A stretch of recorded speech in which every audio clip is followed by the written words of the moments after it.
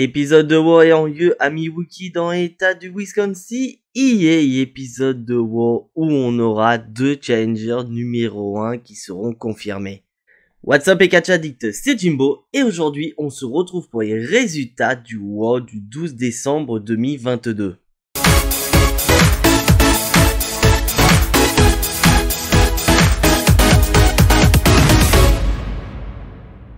Avant d'attaquer les résultats de WoW, je vous invite, mes chers amis catch addicts, dans l'espace des commentaires, à me dire ce que vous pensez de cette nouvelle introduction YouTube. Parce que votre avis m'intéresse énormément. Donc on est parti pour les résultats de WoW, et pour cet épisode de WoW, la WWE nous avait déjà réservé 2 matchs pour déterminer des challengers numéro 1 officiels pour le champion des États-Unis, mais également pour la championne de WoW. Et pour démarrer cet épisode de WoW, la WWE a décidé de commencer par le match pour déterminer la challengeuse de Bianca Belair, c'est-à-dire Alexa Bliss contre Bayley. Une Bayley qui va arriver avec Io Sky et Dakota Kai, les championnes tag team, laissant supposer que ces dernières pourront aider Bayley dans son match pour décrocher encore une nouvelle opportunité face à Bianca Belair. Sauf que malheureusement pour elle, Becky Lynch va débarquer et va s'occuper de damage control, les éloignant du ring, permettant à Alexa Bliss de pouvoir s'occuper de Bayley sans avoir des risques d'intervention de la part de damage control. Mais notez quelque chose, mes chers amis catch addicts, car nous avons la championne de WoW Bianca Belair qui est présente et qui va regarder le match avec un œil très attentif pour voir laquelle de ces 2 femmes sera son adversaire. Pour le moment, on n'a aucune information quand est-ce que Bianca Belair défendra son titre, mais on peut supposer qu'elle affrontera la gagnante de ce combat au Royal Rumble. Et donc on passe directement au match. Nous avons affaire à un bon match entre Bayley et Alexa Bliss. Et je vous rappelle que c'est une nouvelle opportunité qui se présente à la porte de Bayley. Cette dernière va tout tenter pour pouvoir affronter Bianca Belair une nouvelle fois. Quitte à être fourbe, elle va retirer une des protections du coin de ring. Mais malheureusement pour Bayley, Bianca Belair va le voir et va informer immédiatement l'arbitre que Bayley a tenté de tricher pour pouvoir remporter le combat. Et Bayley ne va pas apprécier ça. Et cela va mener à une distraction à l'extérieur du ring entre Bayley et Bianca Belair, ce qui va permettre à Alexa Bliss de porter son Twist and Bliss sur Bayley pour le compte de 3. Donc c'est officiel, Alexa Bliss remporte le combat et devient par la même occasion la challengeuse numéro 1 au titre de Bianca Belair. Une Bianca Belair qui va monter dans le ring pour féliciter sa nouvelle challengeuse et avant tout copine. Mais Alexa Bliss n'est pas trop d'accord avec la poignée de main de Bianca Belair et que comme les 2 catcheuses sont avant tout des copines, elle va proposer un câlin à la championne. Et là ce qui va être intéressant mes chers amis catch addicts, parce qu'au moment du câlin, on va avoir l'écran qui va diffuser le logo de Bray Wyatt pendant quelques secondes, ce qui va entraîner une possession d'Alexa Bliss et qui va entraîner la championne dans la position du sister Abigail. Et là, Alexa Bliss va reprendre ses esprits et elle va lâcher immédiatement la championne et elle ne va pas du tout comprendre ce qui vient de se passer. Et pour être honnête avec vous mes chers amis catch addicts, j'adore ce qui se passe autour d'Alexa Bliss, où on a pu le voir depuis pas mal de temps dès qu'on a le logo de Bray Wyatt qui est présent. Alexa Bliss est en train d'être possédée par je sais quelque force démoniaque. On a pu le voir la semaine dernière où Alexa Bliss a voulu porter ce même sister Abigail à Becky Lynch. Et là, elle retente la même chose à Bianca Belair. Donc franchement, je serais bien curieux de voir le comportement d'Alexa Bliss dans les prochaines semaines et de voir si cette dernière va basculer du côté obscur et devenir la Alexa Bliss qu'on a toujours connue en compagnie de Bray Wyatt. Et du côté de Bianca Belair, je suis assez content que ce soit Alexa Bliss qui a remporté le combat parce que j'en avais marre de voir toujours Bayley contre Bianca Belair depuis de nombreux mois. Et puis ceux qui ont vu ma review de la semaine dernière, vous allez comprendre pourquoi. Et pour être honnête avec vous mes chers amis catch addicts, je suis pas surpris de voir Alexa Bliss remporter le combat, car on voyait très bien que Bayley allait partir en rivalité avec Becky Lynch, et là ce que vient faire Becky Lynch en début de combat en éloignant les acolytes de Bayley peuvent justement servir de moteur pour alimenter cette rivalité entre les 2 catcheuses. Donc on peut imaginer que Bayley la semaine prochaine pourrait très bien démarrer l'épisode de WoW étant mécontente de cette défaite, car pour elle, celle qui a causé cette défaite c'est nul autre que Becky Lynch, car si Becky Lynch n'était pas intervenue, Io Sky et Dakota Kai seront car pour elle, si Becky Lynch n'était pas intervenue pour éloigner Io Sky et Dakota Kai de Bayley, ces dernières auraient pu intervenir pour aider Bayley et à devenir une nouvelle fois la challengeuse numéro 1 au titre de Bianca Belair. Mais pour être honnête, je suis assez content que Becky Lynch soit intervenue parce que je voulais avoir un match clean entre Bianca. Et franchement, je voulais que Becky Lynch intervienne dans ce combat pour vraiment faire en sorte que ce match soit un match clean entre Bayley et Alexa Bliss. Mais c'est vrai que je m'attendais à ce qu'elle intervienne en fin de combat. Pas Bianca Belair, mais d'un autre côté, Alexa Bliss a gagné et je suis très content pour ma chouchou. Et maintenant mes chers amis catch addicts, on repasse dans le ring avec un nouveau combat qui va opposer cette fois Chad Gable à AJ Styles. Et donc pourquoi mes chers amis catch addicts nous avons ce combat entre les deux catcheurs? Parce qu'on nous a présenté une vidéo un peu plus tôt durant cet épisode de Raw où Byron Saxton a voulu interviewer Chad Gable et Otis par rapport à ce qui s'est passé lors du dernier épisode de SmackDown. Car rappelez-vous mes chers amis catch addicts, lors du dernier épisode de SmackDown, Kurt Angle a fêté son anniversaire, mais ce dernier a été interrompu par Alpha Academy et ce dernier s'est littéralement vengé en les aspergeant de lait avec un jet. Et durant cette interview, Chad Gable a été interrompu par AJ Styles accompagné des autres membres de The OC et ces derniers vont se foutre littéralement de la gueule de Chad Gable et d'Otis. Et Chad Gable ne va pas du tout apprécier ce comportement et va traiter AJ Styles de vieux à la manière de Kurt Angle, ce qui ne va pas plaire également à AJ Styles et ce dernier va proposer un match face à Chad Gable. Donc c'est parti mes chers amis catch addicts, on est parti entre Chad Gable et AJ Styles, un très bon match entre les deux et je le dis depuis des semaines et des semaines, Chad Gable est pour moi un excellent catcheur. Et pour être honnête avec vous, j'aimerais bien voir Chad Gable avoir un petit run en solo pour pourquoi pas affronter Austin Theory ou le vainqueur du main event pour le titre de champion des États-Unis pour peut-être donner une leçon à Otis car Chad Gable est toujours présenté comme professeur d'Otis et Otis l'élève de Chad Gable. Et de l'autre côté on a AJ Styles qui est toujours aussi excellent et quand tu mets les deux dans le ring c'est sûr qu'on va avoir un très bon combat.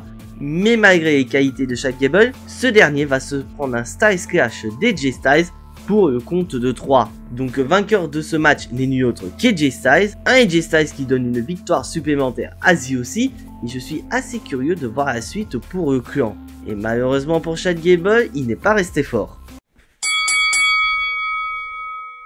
Et sans plus tarder, on enchaîne avec un match 3 contre 3 qui va opposer le Judgment Day face à Akira Tozawa accompagné des Street Profits. Et donc pourquoi nous avons ce match mes chers amis catch addicts? Car déjà la semaine dernière Akira Tozawa faisait face à Dominic Mysterio mais malheureusement ce dernier a perdu face à Dominic Mysterio. Mais surtout qu'après le combat il s'est fait démonter par le Judgment Day et Montez Ford et Angelo Dawkins sont venus lui venir en aide.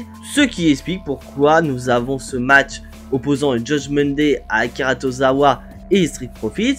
C'est pour tout simplement régler les comptes de ce qui s'est passé la semaine dernière. Et pour être honnête avec vous mes chers amis catch addicts, je suis assez content de voir Akira Tozawa remonter le niveau. Je suis assez content de voir Akira Tozawa remonter dans l'échelle du côté du roster de Raw. Car pour rappel, Akira Tozawa depuis pas mal de temps était du côté 24/7 avec sa gimmick assez dégueulasse du ninja. Et là on a quand même affaire à un Akira Tozawa qui revient du temps où il était dans la division Cruiserweight.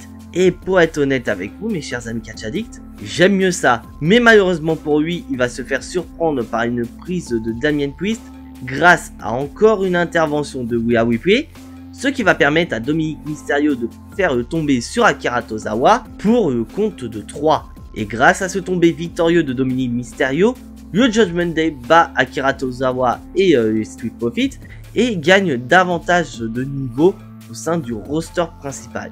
Et donc grâce à ce tombé de Dominic et grâce à cette victoire donnée par Dominic Mysterio, le Judgment Day gagne davantage de niveau et surtout que Dominic Mysterio progresse davantage au sein du Judgment Day. Et surtout que Dominic Mysterio peut remercier Rhea Ripley. Encore une fois. Et maintenant mes chers amis catch addicts, on passe en coulisses avec Johnny Gargano et Dexter Lumis et ces derniers sont du côté du merchandising et qui vont dépenser l'argent de Dexter Lumis. Et ces derniers vont dévaliser totalement le stand jusqu'à ce que Johnny Gargano ait une idée Et donc ces derniers vont prendre tout ce qu'ils ont acheté et ils vont se diriger au niveau du ring. Et c'est un Johnny Gargano accompagné de Dexter Lumis avec un chariot rempli de merchandising WWE que ces derniers vont jouer au Père Noël et ils vont littéralement, ces derniers vont distribuer tout un tas de merchandising aux différents enfants au premier rang jusqu'à ce que ces derniers se fassent attaquer par un homme inconnu qui est ni plus ni moins que Lumis qui veut récupérer l'argent qu'il a perdu face à Dexter Lumis. Mais malheureusement pour Lumis, Adam Pearce veille au grain et invite Lumis à remonter dans le ring et surtout à donner cet argent à son véritable propriétaire qui est Dexter Lumis. Et là mes chers amis Catch Addict, on se retrouve avec une promo entre Lumis, Dexter Lumis et Johnny Gargano. Un Lumis qui veut absolument récupérer cet argent car à cause de la défaite face à Dexter Lumis, il est complètement fauché. Mais c'est pas le plus important car Lumis demande un rematch face à Dexter Lumis. Mais surtout que Lumis veut que l'argent que Dexter Lumis a gagné soit remis en jeu. Mais Johnny Gargano a une autre idée derrière la tête, car ce dernier va faire une proposition et cette proposition c'est que ce soit un match de échelle entre Dexter Lumis et Lumis, mais qu'en plus de l'argent que Dexter Lumis soit remis en jeu, et bah Johnny Gargano demande à ce que cette mise soit doublée, c'est-à-dire que Lumis mette la même somme en jeu que Dexter Lumis. Et là on a un Lumis qui se chie dessus en prétextant que ce n'est pas lui qui gère les comptes, c'est sa femme Maryse. Et là où j'étais mort de rire, c'est que Johnny Gargano a encore vanné Lumis par rapport à ses bouilles à papa. En disant que non seulement Maryse gère les bouilles de Lumis, mais en plus elle gère ses comptes en banque. Mais Lumis va accepter les conditions de Johnny Gargano et il va faire en sorte pour rassembler l'argent nécessaire pour la semaine prochaine. Et là où Johnny Gargano est vraiment bien fourbe avec Lumis, ce dernier va proposer dans un premier temps à Adam Pearce que Lumis soit déguisé en lutin et distribue les cadeaux qu'ils ont achetés à donner aux enfants. Lumis n'est pas d'accord, mais Adam Pearce a officialisé cette demande. Et Lumis va être obligé de s'exécuter et va devoir distribuer les cadeaux présents dans le chariot, mais surtout que durant le reste de ces épisodes de Raw, Lumis va poser avec différents enfants, mais surtout que Lumis va être déguisé en lutin. Vraiment l'esprit de Noël. Et donc c'est officiel, la semaine prochaine à Raw, donc c'est officiel mes chers amis Catch Addict, Lumis affrontera Dexter Lumis la semaine prochaine lors d'un match de l'échelle, et en jeu c'est un winner take all, c'est-à-dire qu'il y aura de l'argent suspendu, et le vainqueur empochera le tout. Et pour être honnête avec vous, je trouve ça assez rigolo cette rivalité, mais je la trouve plutôt bonne, avec Dexter Lumis et Johnny Gargano qui font vraiment les cons, et qui respecte l'esprit de Noël en voulant offrir des cadeaux à tous les fans. Et de l'autre côté, bah Lumis, il fait du Lumis, il veut récupérer son argent, il va être fourbe, sauf que malheureusement ça ne marche pas pour lui et il est au pied du mur. Et franchement, je serais curieux de voir la semaine prochaine. Et franchement, je suis pressé d'être la semaine prochaine pour voir ça. On quitte l'esprit de Noël et on repart dans le ring avec un nouveau match féminin. Un match féminin qui va opposer Io Sky face à Candice LeRae. Car pour info, la semaine dernière, mes chers amis Catch Addict, Candice LeRae a affronté Dakota Kai, la partenaire de Io Sky, et Dakota Kai a perdu son combat. Donc Io Sky veut se venger. Mais pour être honnête avec vous, bien que le match entre les deux catcheuses soit très bon, malheureusement l'attention n'est pas dans le ring, et l'attention est au niveau de la table des commentateurs. Car pour rappel, mes chers amis Catch Addict, un peu plus tôt durant cet épisode de Raw, Bayley avait combattu Alexa Bliss et l'enjeu était de devenir la challengeuse numéro 1 au titre de Bianca Belair. Match que malheureusement Bayley a perdu. Et on a une Bayley qui est totalement déconnectée suite à la défaite d'Alexa Bliss. Et malheureusement, toute cette intention va être dirigée sur elle. Mais nous avons quand même un très bon match entre Io Sky et Candice LeRae. Et malheureusement pour Candice LeRae, cette dernière va perdre face à Io Sky. Et c'est vrai que j'ai un peu de mal avec cette défaite. Car déjà dans un premier temps, la victoire de Io Sky est parfaitement clean. On n'a aucune intervention de Dakota Kai ou encore de Bayley, ce qui laisse supposer que Candice LeRae en a terminé avec Damage Control, alors que ça aurait été très intéressant de voir Io Sky remporter son match, certes face à Candice LeRae, mais de manière pas très clean avec des interventions, ce qui aurait permis à cette rivalité de pouvoir continuer. Et bon, pour rappel, je pense que c'est plus un échauffement, car lors du prochain épisode de SmackDown, Io Sky et Dakota Kai feront face à Liv Morgan et Tegan Nox pour leur titre tag team. Mais franchement, j'ai mal au cœur pour Candice LeRae. Et maintenant mes chers amis catch addicts, il est temps de faire un deuil avec notre cher ami Elias. Un Elias qui est présent dans le ring et qui veut rendre hommage à son pote Matt Riddle. Car pour rappel mes chers amis catch addicts, la semaine dernière, Matt Riddle faisait équipe avec Kevin Owens pour tenter de devenir champion tag team incontesté face aux Usos. Mais malheureusement pour Matt Riddle et Kevin Owens, ces derniers ont perdu le combat. Mais surtout que Matt Riddle s'est fait démolir après le combat par Solo Sikoa. Mais sachez qu'avant le concert, Elias est venu voir Kevin Owens pour lui demander son soutien. Mais Kevin Owens est quand même rancunier par rapport à ce qui s'est passé il y a de ça quelques mois avec un certain Ezekiel. Car pour rappel mes chers amis catch addicts, il y a de ça quelques mois, Kevin Owens était en rivalité avec Ezekiel, le petit frère d'Elias, et ce dernier était le seul qui pensait qu'Ezekiel et Elias n'étaient pas frères, c'était les mêmes personnes. Et on peut dire que Kevin Owens a eu raison et ce dernier refuse catégoriquement de venir en aide à Elias. Et c'est donc un Elias tout seul qui est présent dans le ring et qui va rendre hommage à son copain Matt Riddle. Mais malheureusement pour Elias, il va se faire couper par la musique de Solo Sikoa et on enchaîne immédiatement avec le match opposant Elias à Solo Sikoa. Et malheureusement pour Elias, Solo Sikoa est sur la même dynamique que la semaine dernière. Il va littéralement rouiller sur Elias, bien que Elias a tenté de revenir. Et c'est un Solo Sikoa qui ressort très fort car il va massacrer Elias. Mais comme je l'ai dit mes chers amis catch addicts, Solo Sikoa est sur la même lancée que la semaine dernière. Ce dernier va se défouler sur Elias et il va même porter le Samoan Spike et la prise du légendaire regretté Umaga. Et là Sami Zayn s'apprête à en finir une bonne fois pour toutes avec Elias. Mais à la grande surprise, Kevin Owens arrive et vient en secours d'Elias et vient confronter Solo Sikoa et Sami Zayn, invitant même Solo Sikoa à venir dans le ring. Est-ce que dans les prochains épisodes de Raw ou même de SmackDown, on aura Kevin Owens contre Solo Sikoa? Ça pourrait être un très beau match. Et là, on peut se dire que Kevin Owens a mis de côté sa rancœur envers Elias en le sauvant. Il est sans supposer que ces deux-là feront équipe face à Sami Zayn et Solo Sikoa et la semaine prochaine à Raw. Et bah, pas du tout! Car ce dernier va porter un gros stoner sur Elias en rappelant que ce dernier n'a toujours pas pardonné le fiasco avec Ezekiel. Donc dommage pour vous mes chers amis catch addicts, car si vous espérez voir une équipe entre Elias et Kevin Owens, c'est pas pour aujourd'hui. Et là où vraiment j'ai trouvé que WWE est en train de mettre Solo Sikoa en avant, c'est lors du stoner que Kevin Owens lui a porté. Car Kevin Owens va porter un stoner sur Solo Sikoa, mais Solo Sikoa va vendre la prise que pendant 10 secondes. Donc très clairement, avec cette séquence, Solo Sikoa est vraiment présenté comme un monstre et que Kevin Owens, si jamais il se retrouve dans le ring avec ce dernier, il va avoir énormément de mal à venir à bout du jeune frère des Usos. Puis, il est sans supposer que Solo Sikoa pourrait être un atout très important dans le futur avec la Bloodline. Pourquoi pas une confrontation face à Gunther pour le titre de champion intercontinental, une fois que Gunther aura fini avec Ricochet.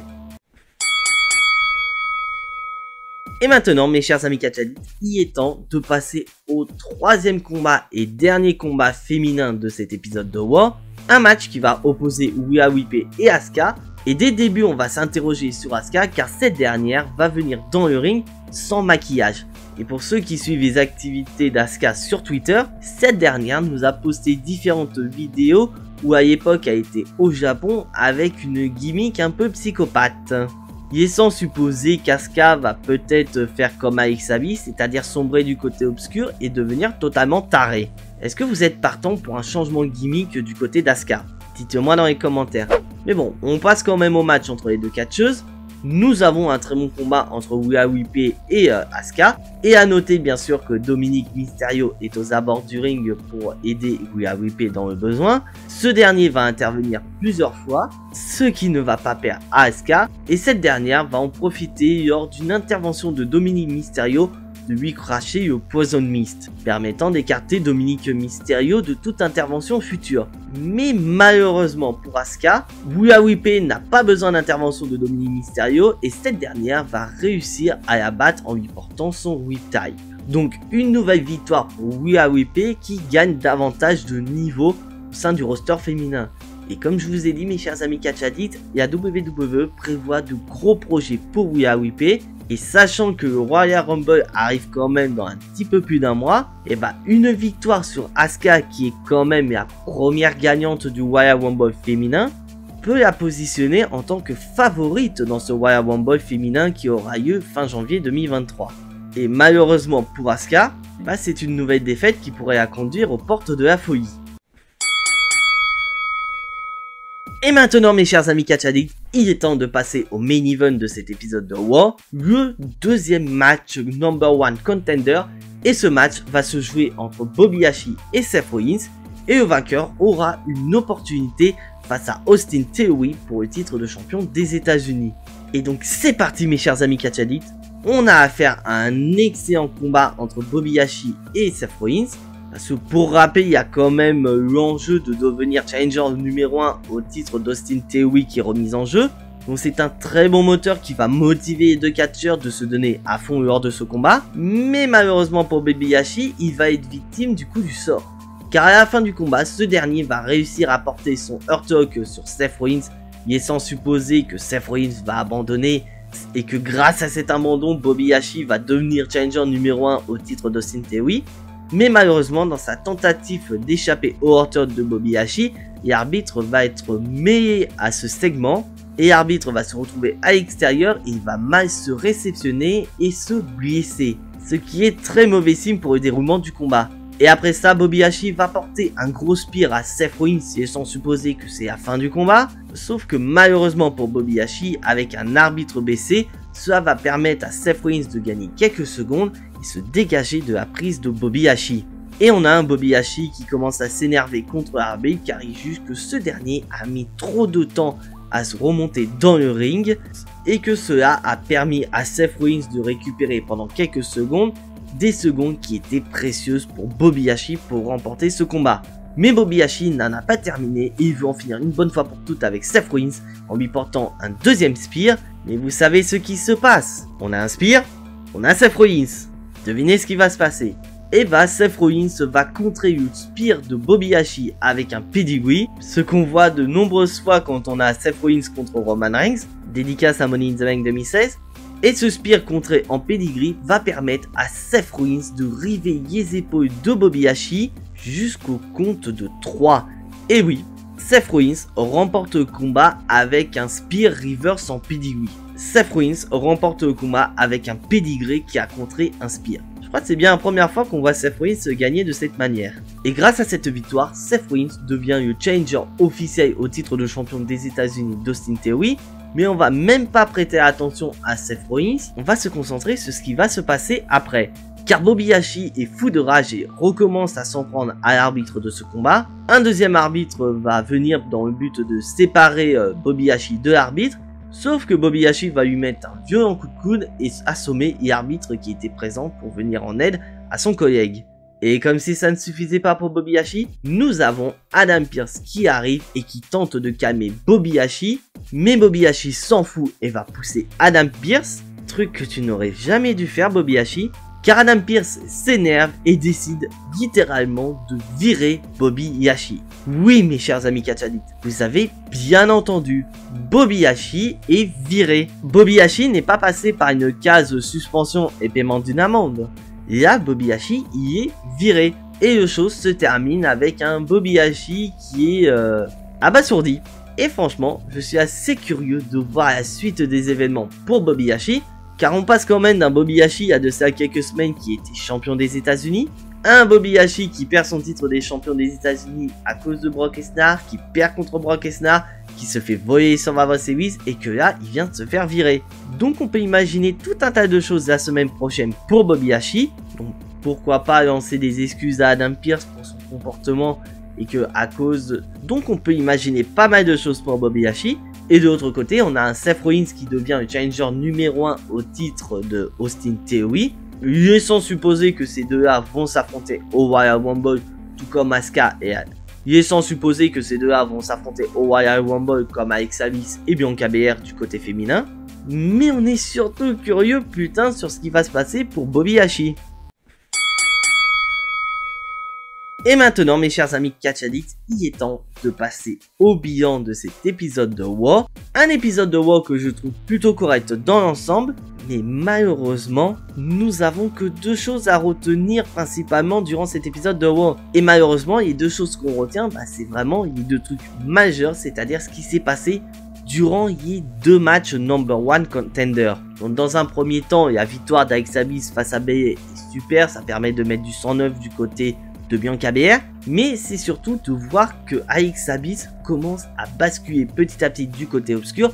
Il est sans supposer que cette dernière va faire un hit turn face à Bianca BR et devenir Alex Abyss qu'on a connu aux côtés de Bray Wyatt, c'est-à-dire Alex Abyss ce psychopathe. Et du côté du deuxième match number one contender, certes, Seth Rollins a remporté son combat, il va affronter Austin Theory dans le futur, mais c'est surtout ce qui se passe autour de Bobby Lashley où le mec pauvre, où le gars il pète littéralement un boulon à chaque fois et qui est littéralement hors de contrôle, mais malheureusement cette colère hors de contrôle il a poussé à se faire virer par Adam Pearce. Comme je l'ai dit, Bobby Lashley s'en est pris à un officiel et d'habitude quand tu t'en prends à un officiel c'est suspension et paiement d'une amende. Et à Bobby Lashley, il n'est pas passé par ces cases-là, il est carrément passé par la case licenciement. Ce qui peut entraîner pas mal de choses pour Bobby Lashley, notamment des excuses qu'il doit présenter au public à Adam Pearce ou encore à l'arbitre qui a cogné. Peut-être un match pour permettre à Bobby Lashley d'être réintégré à la WWE.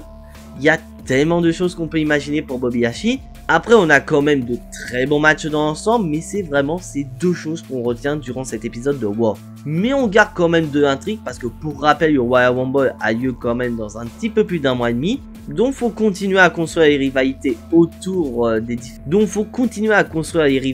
au vu du pay-per-view. Et pour le moment, la WWE s'en tire très bien. Et maintenant, mes chers amis catch addicts, il est temps de passer à la note de cet épisode de WoW. Comme je l'ai dit, on a affaire à un épisode de WoW plutôt correct. C'est pour ça que je lui donne la note de 7 sur 10. Et comme d'habitude, mes chers amis catch addicts, je vous invite à donner votre note de cet épisode de WoW dans les commentaires.